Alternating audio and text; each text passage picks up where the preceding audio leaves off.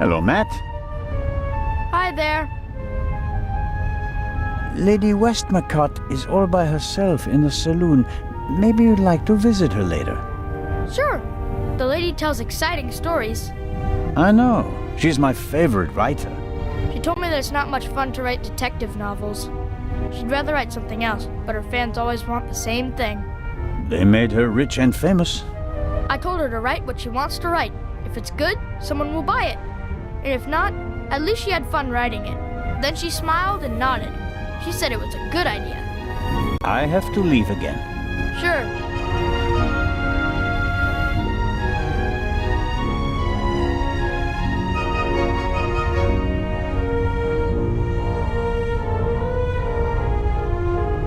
The bottle should be full of water, unless the good comes. No way to verify that. I can't get the bottle without him noticing.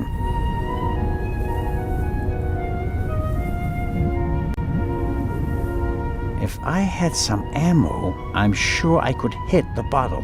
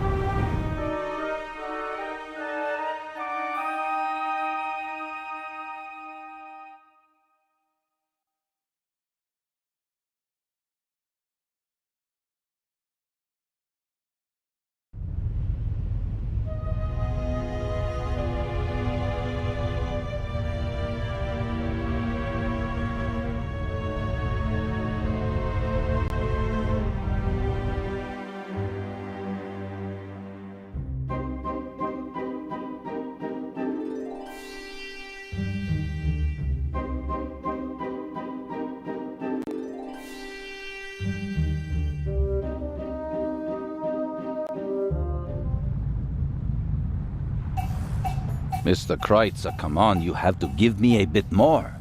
You're the only one who was on the train and who has no alibi for last night. As I said, I was in my cabin. Are you sure that it was your cabin and not the Baroness's? Legrand will question the guests, one after another. But if he doesn't get the answers that he wants to hear, it could become unpleasant for them.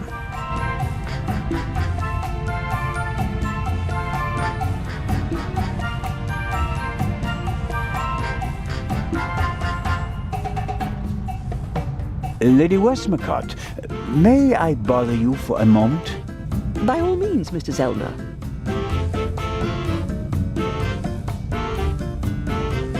Did Miss Miller cope with all the excitement? I think so, but what happened on the train was quite a shock for her. She wouldn't be able to go on if something happened to Matthew. She's worried about him. He's all she has. It breaks her heart that he lives at a boarding school and can't always be with her. But she sets her wishes and needs aside so that he can get a good education. That's her way.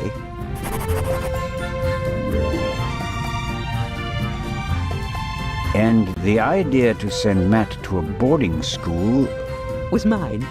Matthew idolized his father and blamed his mother for the fact that he wasn't around anymore. I was afraid the situation would escalate if he had to live on a country estate alone with his mother and some old people. I think I was right. He quickly made friends at boarding school. He's popular, well-liked, a real athlete according to his teachers. And his relationship with his mother has improved as well. He's headed in the right direction. Where's Matthew's father? Gone. Run off. Ran away from his problems again.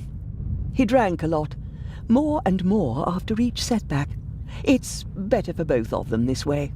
He left her. She couldn't have borne it. She loved him and wanted to stick by him.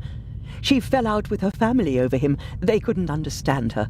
And when he left her, the ground opened up beneath her feet. For 2 weeks, she was as good as dead. If she didn't have Matthew, she'd be dead. You seem to know a lot about it. I mean, about the time before Miss Miller began working for you. I have my reasons.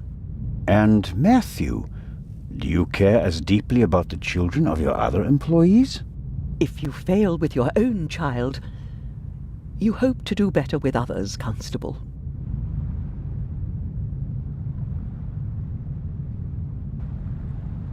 How is the questioning going? Are you implying that I'm an eavesdropper? The inspector is placing a lot of pressure on our dear Mr. Kreitzer. He's the only one who was on the train and who doesn't have an alibi for last night. Perhaps. But him? A murderer? I know people like him. He doesn't have enough backbone to kill someone in cold blood and remain so calm. He'd turn it into a drama and then a farce, drink himself insensible, and then, railing at fate, pitch himself into the sea. Forget him. Legrand is wasting his time. Mr. Kreitzer just happens to be a perfect fit for the inspector's image of the Raven. Athletic, cultured, moves among the rich and famous. I'll eat his violin if he's the Raven or the murderer. Miss Miller told me that you have a valuable manuscript with you. That is correct. An unpublished Part 2 novel. The manuscript must be worth a fortune. Oh, it's not just any Part 2 novel. I wrote it 20 years ago, but it will only be published after my death. It's Part 2's last case. Maurice Part 2 dies. You're going to kill him off? I already have. And I enjoyed it. Madam. I was so sick of writing one Part 2 novel after another. I was keen to stick a knife in his guts. And so, 20 years ago, I did. Of course, I didn't want to disappoint my fans. So I let him solve case after case. But at least I was certain that he'd never escape me. That in the end, I would get him. I understand. Let's just hope that this novel remains unpublished for many more years. I have to be going, Lady Westmacott. Please keep me informed, Constable Zellner. Of course. Legrand is absorbed in the interrogation. He still seems pretty annoyed. The violinist seems to be bearing the brunt of it.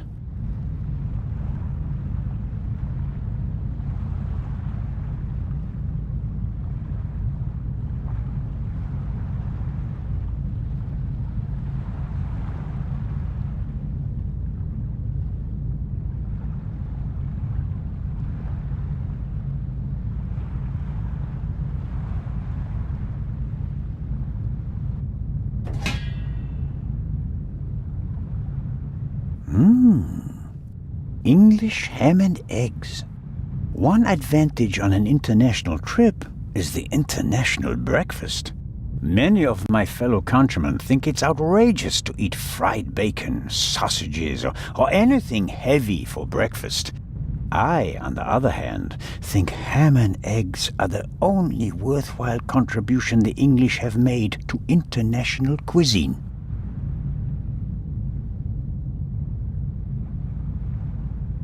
It's not fair. There's a magnificent buffet, but I don't have an appetite. Maybe a side effect of the tranquilizer.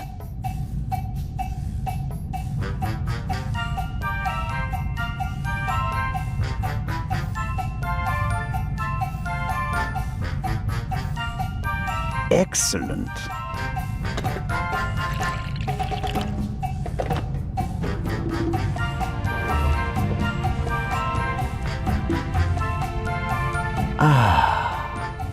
That's just what I needed.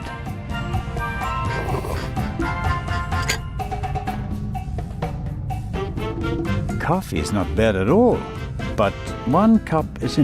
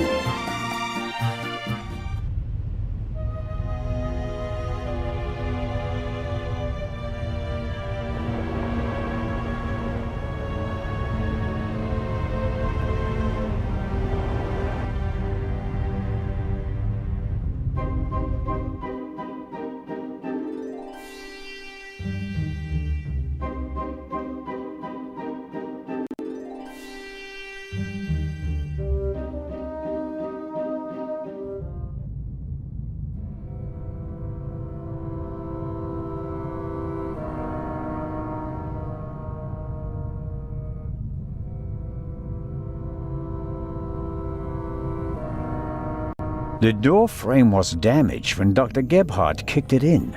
The real question is, why was the door locked in the first place?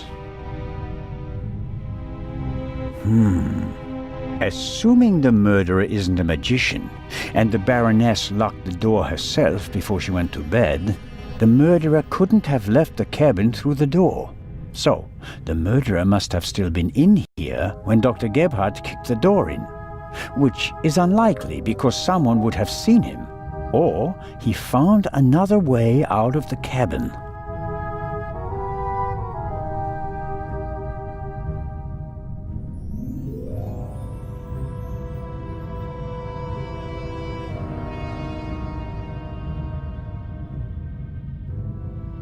I don't care what Legrand and Dr. Gebhardt say. The blood spot looks strange, and I'd like to take a sample.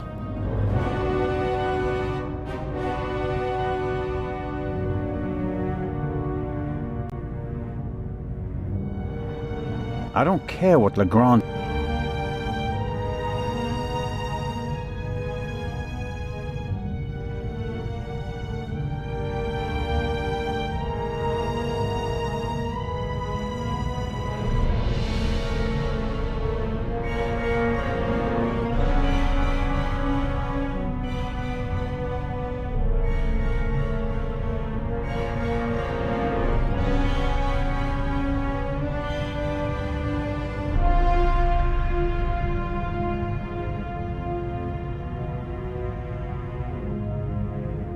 Better not. The pillowcase is evidence. I shouldn't smear blood on it.